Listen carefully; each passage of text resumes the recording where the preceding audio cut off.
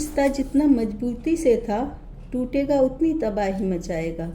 जिस दिन खूबसूरत कांच टूटता है, धारदार हथियार बन जाता है। Hello everyone, welcome to my YouTube channel. तो गाइस, कई बार हमारी लाइफ में ऐसा होता है कि हम किसी रिश्ते से मजबूरी में दूर चले जाते हैं और सारी उम्र वो रिश्ता हमको अपनी तरफ खींचता है।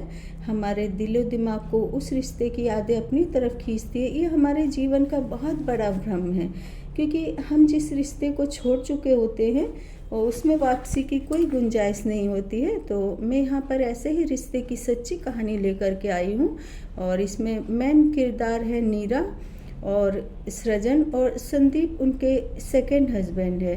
तो यह यूपी के बड़े पद पर कार्यरत एक IAS अर्थात इंडियन एडमिनिस्ट्रेशन सर्विस की कहानी है। तो जब नीरा जी महज 16-17 साल की थी,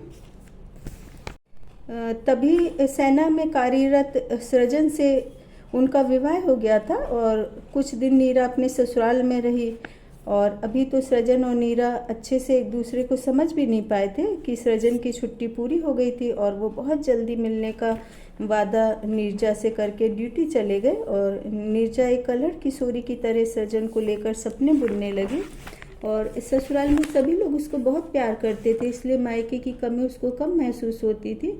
और सृजन 1 महीने की छुट्टी पर आने वाला था और ससुराल में 6 महीने सृजन के इंतजार में कैसे बीत गए नीरा को पता ही नहीं चला। और एक दिन गांव के पोस्ट ऑफिस में तार आया कि भारतीय सेना का हेलीकॉप्टर कहीं लापता हो गया है, क्रू मेंबर सहित 4 सैनिक लापता है।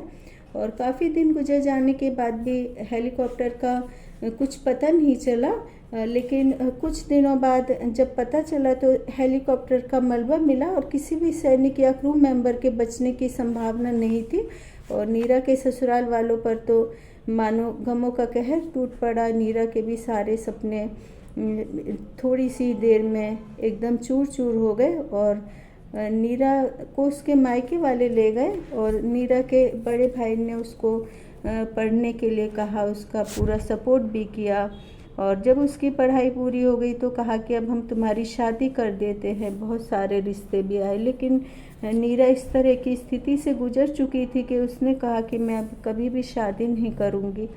तो ग्रेजुएशन के बाद नीरा ने IAS के एग्ज़ाम की तैयारी शुरू कर दी और चौथे अटेम्प्ट में उसका एग्ज़ाम क्लियर हो गया और सारी औपचारिकताओं के बाद IAS के पद पर उसकी नियुक्ति मिल गई। और नीरा अपने जीवन में काफ़ी आगे बढ़ चुकी थी और उसकी पिछली जो यादें थी वो भी धीरे धीरे करके धुंधली होने लगी थी। और कुछ दिनों बाद मीरा के स्टाफ के संदीप ने शादी का प्रस्ताव रखा, तो नीरा ने प्रस्ताव को स्वीकार कर लिया।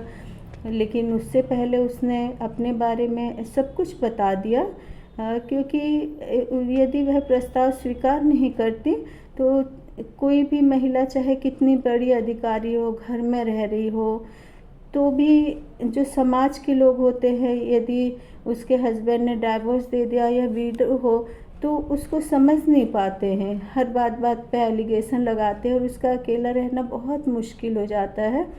और यही बातें सोच समझ करके नीरा ने शादी के प्रस्ताव के लिए हाँ कर दिया और कुछ फॉर्मेलिटी के साथ में दोनों की शादी हो गई और मैरिड लाइफ ठीक चल रही थी।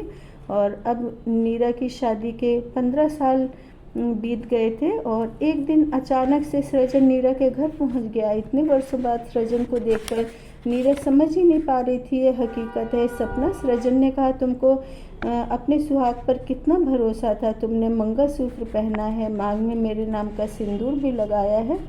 और सृजन ने बताया कि हेलीकॉप्टर क्रैश होने से सिर्फ वही जिंदा बचा था, गांव के कुछ लोग अपने घर ले गए थे और जड़ी बूटियों द्वारा मेरा इलाज कराया गया, लेकिन मैं मानसिक संतुलन खो बैठा था, मुझे कुछ भी याद नहीं था। और काफ़ी दिनों बाद फिर मेरी याददाश्त वापस आई तो मैंने कहा कि मुझे अपने घर जाना है। मुझे धीरे धीरे करके सब कुछ याद आने लगा, तुम बहुत ज़्यादा याद आ रही थी। तो मुझसे पता पूछ करके मेरे घर पहुंचाया गया और माता पिता दोनों का देहांत हो गया है और अब बड़े भाई भी नहीं रहे। बहुत मुश्किल से मैं यहाँ तक आया हूँ और ना मेरे पास नौकरी है और ना मेरे पास पैसे हैं। लेकिन फिर भी तुम यदि मेरे साथ हो तो मेरे पास में सब कुछ है। और लोगों ने मुझसे झूठ कहा कि तुमने शादी कर ली, मुझे पता है तुमने मेरा कितना इंतज़ार किया होगा। नीरा ने कहा, लोगों ने तुमसे सही कहा, मैंने शादी कर ली, मेरे 3 बच्चे हैं और मैं एक बड़ी अधिकारी हूँ, तुम मुझे भूल जाओ।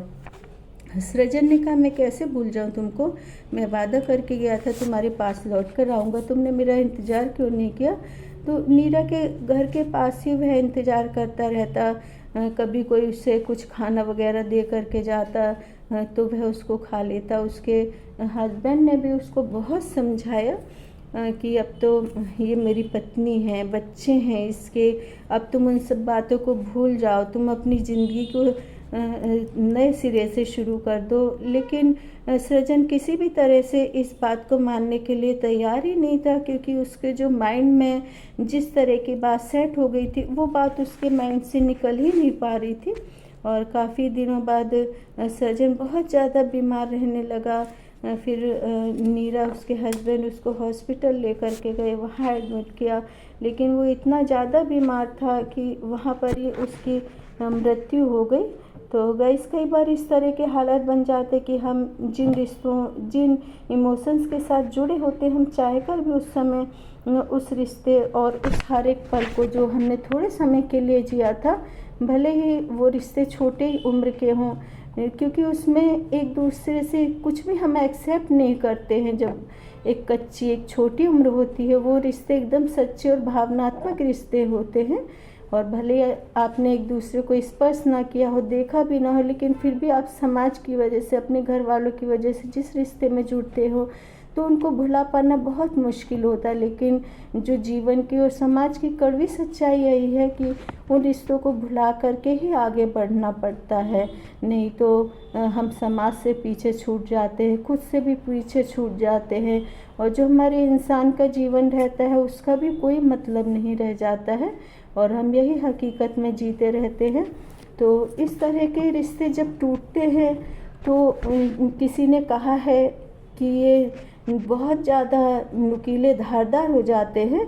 तो ये रिश्ते सचमुच चाहे मजबूरी में टूटे हों या किसी भी वजह से, ये बहुत ज़्यादा ख़तरनाक हो जाते हैं और ये कईयों को अपनी चपेट में ले लेते हैं। और विधाता भी मालूम नहीं लोगों के भाग्य में कौन कौन से विधान लिख देता। तो गाइस, वर्तमान समय में नीरा यूपी की जेल में सज़ा काट रही हैं और उन पर ज़मीन खरीद फरोख्त सहित कई सारे भ्रष्टाचार के आरोप लगे हैं।